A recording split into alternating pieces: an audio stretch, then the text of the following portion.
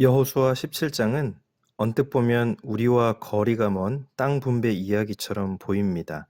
낯선 지파 이름, 성읍들, 경계선들.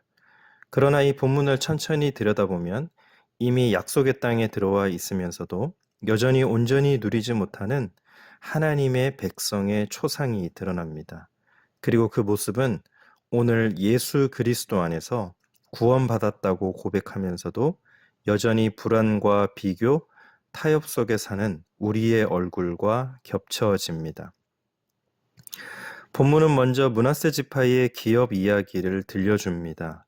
흥미롭게도 이 장은 슬로보앗이라는 사람의 5딸을 다시 소환합니다. 그들의 아버지는 아들이 없었고 그 시대의 상식으로는 기업이 끝난 집안이었습니다. 그러나 이 딸들은 모세 앞에 나아가 우리에게도 기업을 달라고 요청했고 하나님께서 그들의 요청을 옳다고 인정하셨습니다.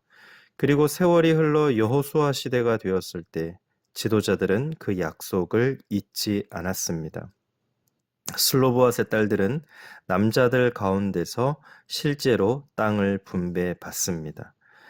여기서 우리는 하나님의 방식에 대한 중요한 단서를 봅니다.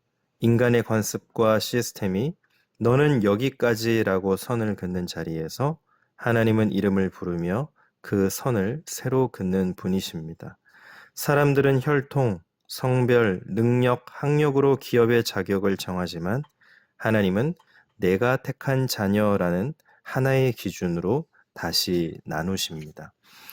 예수 그리스도 안에서 우리도 그렇습니다. 누군가는 자신의 삶을 돌아보며 이렇게 느낍니다. 나는 신앙도 평범하고 은사도 잘 모르겠고 교회 안에서도 늘 뒤에 서 있는 것 같다. 세상의 기준은 언제나 우리를 줄 세웁니다. 그러나 하나님의 시선은 다릅니다. 예수님 안에서 우리는 모두 아들의 명분을 얻은 자녀, 곧 아버지의 기업을 함께 이을 상속자입니다. 또 하나 눈에 들어오는 것은 요셉 자손이 받은 땅이 결코 적지 않았다는 사실입니다.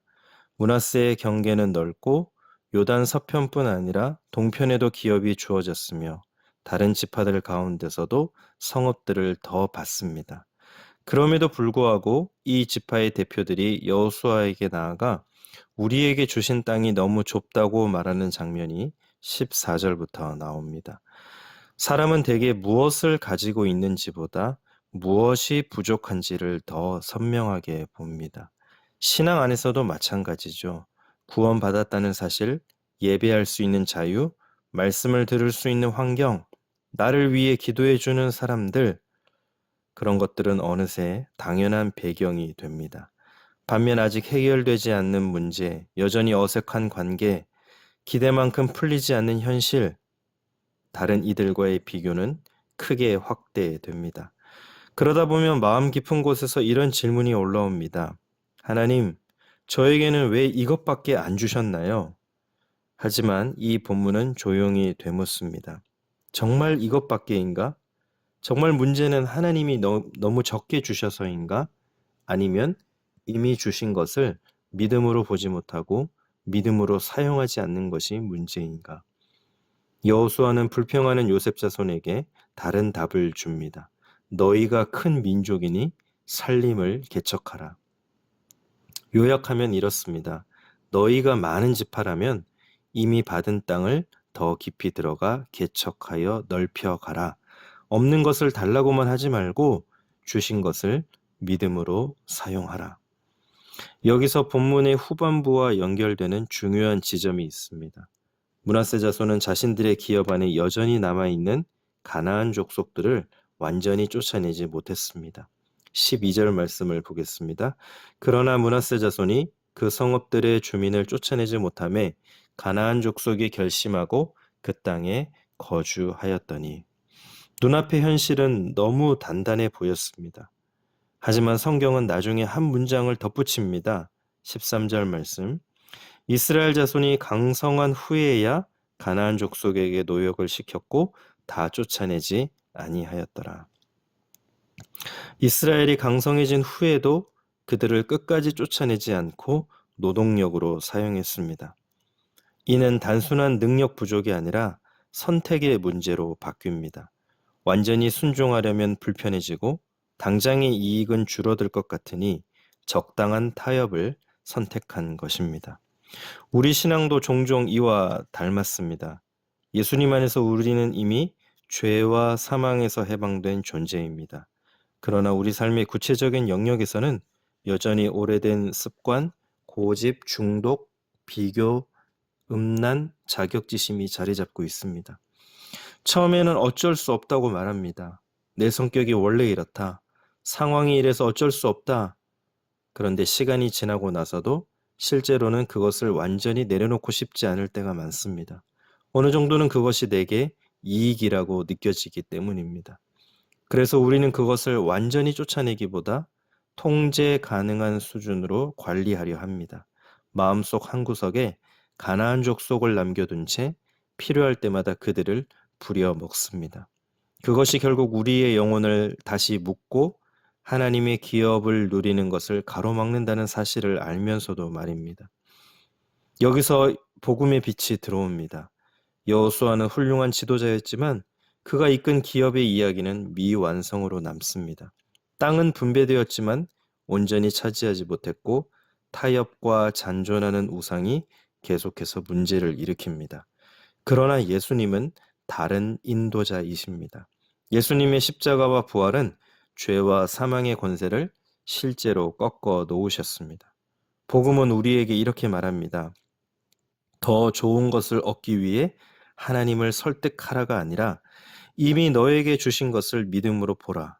그리고 그 안으로 걸어 들어가라. 예수님 안에서 우리는 이미 용서받았고 의롭다 하심을 받았습니다. 설령 세상에서는 내 이름이 크게 불리지 않아도 하나님께는 잊히지 않는 이름입니다. 이 사실을 믿을 때 우리는 슬로보앗의 딸들처럼 살아갈 수 있습니다. 나는 원래 이런 처지니까 어쩔 수 없어가 아니라 하나님이 약속하신 기업이 내게도 유효하다는 확신으로 걸어 나오는 삶입니다. 동시에 복음은 우리에게 남겨둔 가나안 족속을 직면하게 합니다. 성령님은 우리 안에 타협 지대를 비추십니다. 말로는 하나님, 제 삶 전부를 드립니다 라고 고백하지만 실제로는 건드리지 않기를 바라는 영역들 말입니다. 성령님은 그곳을 향해 조용히 말씀하십니다. 이 부분도 내 것이다. 이 습관, 이 관계, 이 자존심, 이 두려움도 내게 가져오라. 내가 너와 함께 몰아내겠다. 예수님 안에서 우리는 더 이상 패배가 예정된 사람들이 아닙니다. 이미 승리하신 분의 승리에 참여하는 사람들입니다. 그렇다면 우리의 기도는 이렇게 바뀌어야 하겠습니다.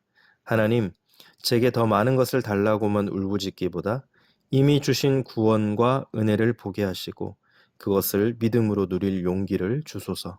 제 안에 타협하며 남겨둔 죄와 우상을 성령의 능력으로 몰아내게 하시고 제가 있는 자리에서 하나씩 순종의 걸음을 내딛게 하소서. 기도하겠습니다. 하나님, 세상의 기준은 언제나 우리를 줄 세웁니다. 그러나 하나님의 시선은 다릅니다. 예수님 안에서 우리는 모두 아들의 명분을 얻은 자녀, 곧 아버지의 기업을 함께 이을 상속자입니다. 그럼에도 우리는 하나님, 저에게는 왜 이것밖에 안 주셨나요? 이렇게 불평하며 살아갑니다. 하지만 하나님은 또한 우리에게 말씀하십니다. 너희가 큰 민족이니 살림을 개척하라. 없는 것을 달라고만 하지 말고 주신 것을 믿음으로 사용하라. 우리가 예수님 안에서 이미 죄와 사망에서 해방된 존재임을 확실히 믿으며 우리 삶의 구체적인 영역에서는 여전히 오래된 습관과 고집, 중독, 미움, 비교, 음란, 자격지심이 자리 잡고 있지만 또한 나는 원래 이런 처지니까 어쩔 수 없다라고 한탄하지만 그러나 하나님이 약속하신 기업이 내게도 유효하다는 믿음으로 확신으로 걸어 나가는 삶을 살게 하여 주옵소서. 하나님 이미 제게 주신 땅이 참으로 넉넉합니다. 아직 누리지 못한 영역이 많을 뿐입니다. 오늘도 그 땅을 향해 한 걸음 더 나아가게 하여 주옵소서. 이 고백이 우리 삶의 믿음의 고백이 되게 하여 주옵소서. 이 모든 말씀 예수님의 이름으로 기도드립니다. 아멘.